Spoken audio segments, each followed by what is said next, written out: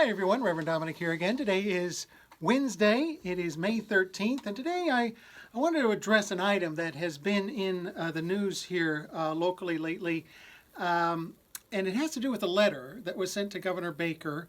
And I'm also writing a newsletter article about this as well, so you can read a little bit more about it there, at least my view of it.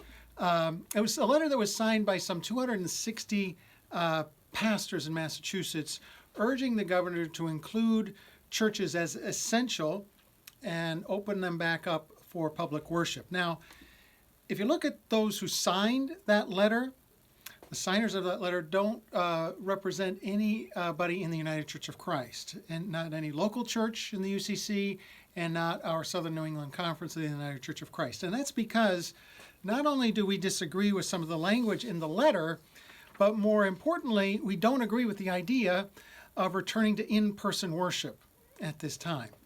Our church, as you will remember, decided to use the Melrose Public Schools as our guide to when to return to some form of in-person worship.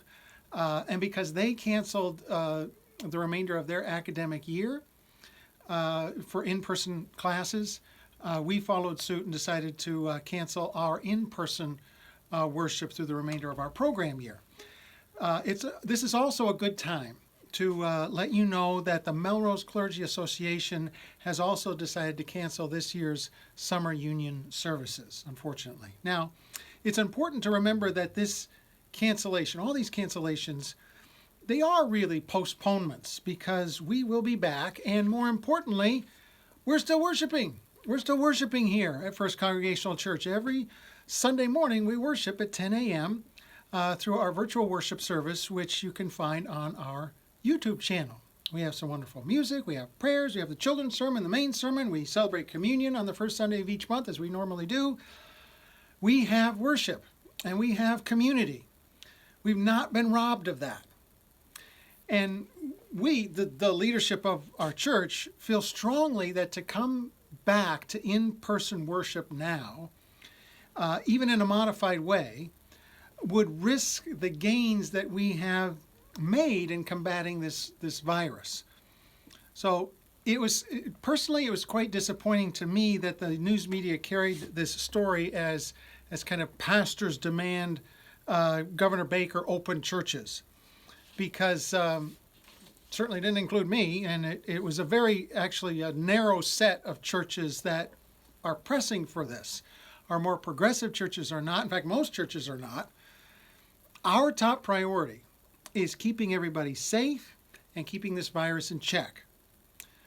We are loving one another as Jesus commanded us by staying apart, and we will continue to stay apart as we have already announced.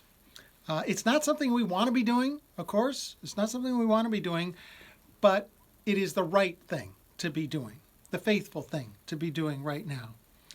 Now, in the meantime, please join us for worship on Sunday morning. If you haven't already, we're here, as I say, 10 o'clock or anytime on YouTube. We'd be thrilled to have you a part of that group of people who's watching our worship services here at First Congregational Church. So anyway, I just want to comment on that. You probably saw it maybe in the news, and just to give a little nod to where we are as a church about that letter that went to the governor last week. So that's all for now. I wish you all the best, and we'll catch up next time.